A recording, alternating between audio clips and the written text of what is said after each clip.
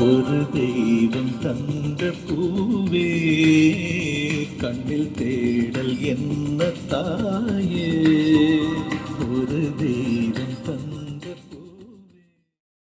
Hi കൂട്ടുകാരെ, എല്ലാവർക്കും ടെക്ലോട്ടാപ്പിയുടെ അടുത്ത വീഡിയോയിലേക്ക് സ്വാഗതം. ഇന്ന് നമ്മൾ കാണാൻ പോകുന്നത് എൻ്റെ ആദ്യത്തെ സ്മാർട്ട് ഫോണാണ്. 10 വർഷം പഴക്കമുള്ളൊരു ഫോണാണിത്. ഞാനൊരു കടുത്ത സോണി എറിക്സൺ ആരാധകനായിരുന്നു. 2014 ചേട്ടൻ എനിക്ക് ഈ ഫോൺ ഗിഫ്റ്റ് ആയിട്ട് തരുന്നത്. അന്ന് മുതൽ ഇന്ന് വരെ ഈ ഫോൺ വർക്കിംഗ് ആണ്. Sony Xperia M Dual. ഇത് എൻ്റെ ഒറിജിനൽ ബോക്സ് തന്നെയാണ്.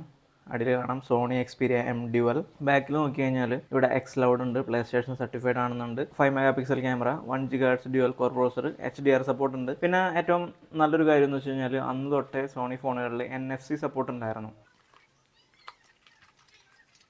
Charging cable, adapter, battery, phone. 2 വർഷം കഴിയുമ്പോൾ ബാറ്ററി പൊട്ടിത്തെറിക്കുകയൊക്കെ ചെയ്യണ ഫോണുകൾ ഉണ്ടാക്കുന്ന കമ്പനികൾ ഒന്ന് കാണണം. 10 വർഷം കഴിഞ്ഞ ബാറ്ററിയാണ്. ഇതിൻ്റെ ഒരു ക്വാളിറ്റി നോക്കി, ഇപ്പോഴും യാതൊരു പ്രശ്നവുമില്ല.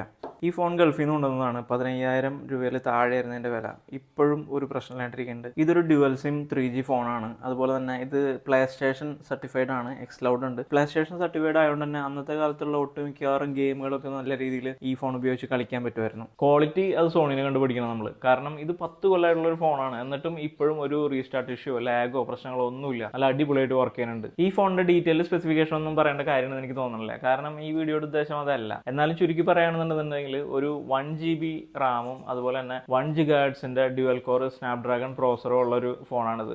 ഇതിൽ ആൻഡ്രോയിഡിന്റെ 4.3 ജെല്ലി ബീനാണ് റൺ ചെയ്തുകൊണ്ടിരിക്കുന്നത്. അതുപോലെ തന്നെ 4 GB മാത്രമാണ് ഇതിന്റെ ഇന്റേണൽ സ്റ്റോറേജ്. പക്ഷെ അന്നത്തെ കണക്കിന് നോക്കുമ്പോൾ ഈ 4 GB എന്ന് പറയുന്നത് അത്യാവശ്യം നല്ലൊരു സ്റ്റോറേജ് ആയിരുന്നു. 4" TFT സ്ക്രീനാണ് ഈ ഫോണിനുള്ളത്. അതുപോലെ ഇവിടെ മുകളിലുള്ളത് ഒരു VGA ക്യാമറയാണ്. താഴെ ഇവിടെ ആയിട്ടൊരു നോട്ടിഫിക്കേഷൻ ലൈറ്റ് ഉണ്ട്. അത് ഓണാകുമ്പോൾ നമുക്ക് കാണിച്ചു തരാം.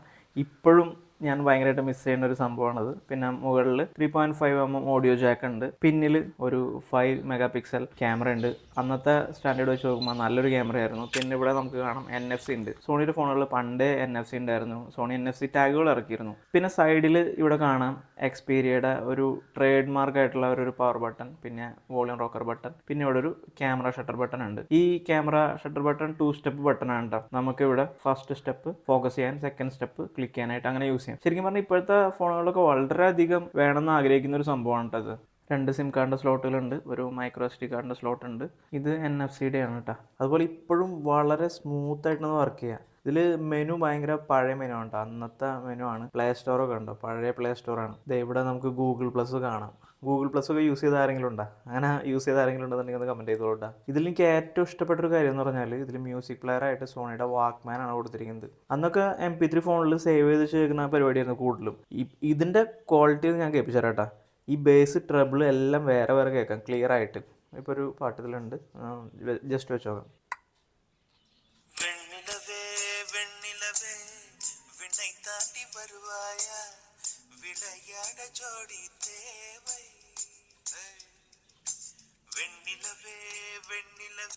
നമ്മുടെ മ്യൂസിക് അനുസരിച്ച് ഇതിൻ്റെ മ്യൂസിക്കിൻ്റെ ആൽബം ആർട്ടില്ലേ, ആ ആൽബം ആർട്ടിനനുസരിച്ച് ഇവിടുത്തെ നോട്ടിഫിക്കേഷൻ ലൈറ്റ് ചേഞ്ച് ആവും. ക്ലിയർ ഓഡിയോ പ്ലസ് എന്നുള്ള ഈ ഓപ്ഷൻ എനേബിൾ ചെയ്താൽ നമുക്ക് ഇങ്ങനെ ക്ലിയർ ആയിട്ട് ഇത് കേൾക്കാൻ പറ്റാം. നമ്മൾ ഈ ഓപ്ഷൻ ഡിസേബിൾ ചെയ്ത് കഴിഞ്ഞാൽ നമുക്ക് സൗണ്ട് എൻഹാൻസ്മെൻറ്റ്സ് എന്നുള്ള ആ ഒരു സെക്ഷൻ നമുക്ക് ഓപ്പൺ ആയി കിട്ടും. ഇതിൽ നമുക്ക് ഒരുപാട് ഈക്വലൈസേഴ്സ് ഉണ്ട് കേട്ടോ. ഈക്വലൈസേഴ്സ് എന്ന് പറഞ്ഞു കഴിഞ്ഞാൽ നമുക്കുണ്ട് ഇഷ്ടം പോലെ ഈക്വലൈസേഴ്സ് ആണ് ഇതിൽ കിടക്കുന്നത്. നമുക്ക് കസ്റ്റമായിട്ട് ഈക്വലൈസർ സെറ്റ് ചെയ്യാൻ പറ്റും. നമുക്ക് ക്ലിയർ ബേസ് സെപ്പറേറ്റ് ആയിട്ട് അഡ്ജസ്റ്റ് ചെയ്യാൻ പറ്റും. ഇതിൻ്റെ സെറ്റിങ്സിൽ പോയി കഴിഞ്ഞാൽ ഇതിൽ ക്ലിയർ സ്റ്റീരിയോ, അതുപോലെ ക്ലിയർ ഫേസ്, XCloud ഇപ്പോൾ ആക്ടിവേറ്റ് ആണ്. അതുപോലെ ഡൈനാമിക് നോർമലൈസർ, ഇതുപോലെ അനവധി ഫീച്ചേഴ്സ് നമുക്ക് പാട്ട് കേൾക്കാനായിട്ട് വേണ്ടിയിട്ടുള്ള, അത് നല്ല തരത്തിൽ എങ്ങനെ കേൾക്കാം അതിനുള്ള ഒരുപാട് ഫീച്ചേഴ്സ് ഉണ്ട്. ഇതിൻ്റെ ഒരു സുഖം അറിയണമെന്നുണ്ടെങ്കിൽ ഹെഡ്ഫോൺ വെച്ച് കേൾക്കണം. ഞാൻ ഇപ്പോഴും ഒരു വാക്ക്മാനായിട്ട് ഇത് ഉപയോഗിക്കാറുണ്ട്. ഇന്നുള്ള പല ഫോണുകൾക്കും തരാൻ പറ്റാത്ത വിധം ഓഡിയോ ക്വാളിറ്റി ഇതിനുണ്ട്. ഈ വീഡിയോ ഞാൻ ഡെഡിക്കേറ്റ് ചെയ്യുന്നത് എന്നെ പോലെയുള്ള അനേകം സോണി ഫാൻസിന് വേണ്ടിയിട്ടാണ്.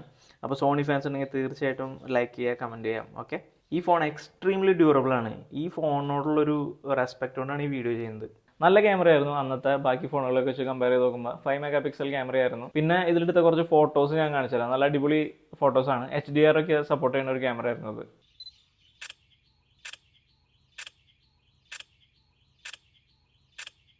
10 വർഷം കഴിഞ്ഞിട്ടും വളരെ നല്ല രീതിയിൽ ഈ ഫോൺ വർക്ക് ചെയ്യുന്നുണ്ടെങ്കിൽ അതിനർത്ഥം അത്രയും നല്ല ക്വാളിറ്റിയിലാണ് ആ ഫോൺ ഉണ്ടാക്കിയിരുന്നതെന്നാണ്. സോണി വളരെ നല്ല ക്വാളിറ്റിയിലുള്ള പ്രൊഡക്ട്സ് ഉണ്ടാക്കുന്ന ഒരു കമ്പനിയാണ്. പക്ഷേ ദൗർഭാഗ്യവശാൽ ഇന്ത്യയിൽ ഇപ്പോൾ ഒരു ഫോണുകൾ വിൽക്കുന്നില്ല. പക്ഷേ കുറച്ച് വിദേശ രാജ്യങ്ങളിൽ ഇപ്പോഴും സോണി ഫോൺസ് അവൈലബിൾ ആണ്. പക്ഷേ അതിൻ്റെ ഒരു കുഴപ്പം എന്താണെന്ന് വെച്ച് കഴിഞ്ഞാൽ ആ സോണി ഫോണുകളൊക്കെ വളരെ ഹൈ എൻഡ് ഫോണുകളാണ്. നമ്മളെപ്പോലുള്ള സാധാരണക്കാർക്ക് താങ്ങാൻ പറ്റിയൊരു വിലയല്ല ഇപ്പോൾ ഗ്ലോബൽ മാർക്കറ്റിൽ ഇറങ്ങുന്ന സോണി ഫോണുകൾക്ക്. സോണി ഇന്ത്യയിലേക്ക് വീണ്ടും വരട്ടെ, സാധാരണക്കാർക്ക് താങ്ങാവുന്ന വിലയിലുള്ള എന്നാൽ കുറച്ച് നല്ല ഫോണുകൾ അവർ ഇന്ത്യയിൽ അവതരിപ്പിക്കട്ടെ എന്ന് ആഗ്രഹിക്കുകയാണ്. അപ്പോൾ ഇതാണ് ഇന്നത്തെ വീഡിയോ. അപ്പോൾ നമ്മുടെ വീഡിയോ ഇഷ്ടമായി കഴിഞ്ഞാൽ തീർച്ചയായിട്ടും വീഡിയോ ഷെയർ ചെയ്യാനും അതുപോലെ നമ്മളൊന്ന് സബ്സ്ക്രൈബ് ചെയ്യാനും മറക്കല്ലേട്ടാ. ഓക്കെ, അപ്പോൾ അടുത്ത വീഡിയോയിൽ വീണ്ടും കാണുന്നതായിരിക്കും. ബൈ. 3.5mm ഓഡിയോ ജാക്ക് വഴി ഞാൻ അതിലേക്ക് ഓക്സിലറി കേബിൾ വെച്ച് സ്പീക്കറിൽ കണക്ട് ചെയ്തിട്ടുണ്ട്. ഇത് വെച്ചിട്ട് നമുക്കൊന്ന് കേട്ടോ കേട്ടോ.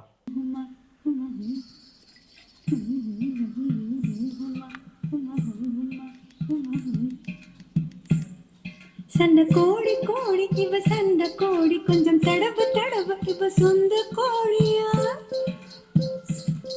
சண்டை கோழி கோழி இவ சண்டை கோழி கொஞ்சம்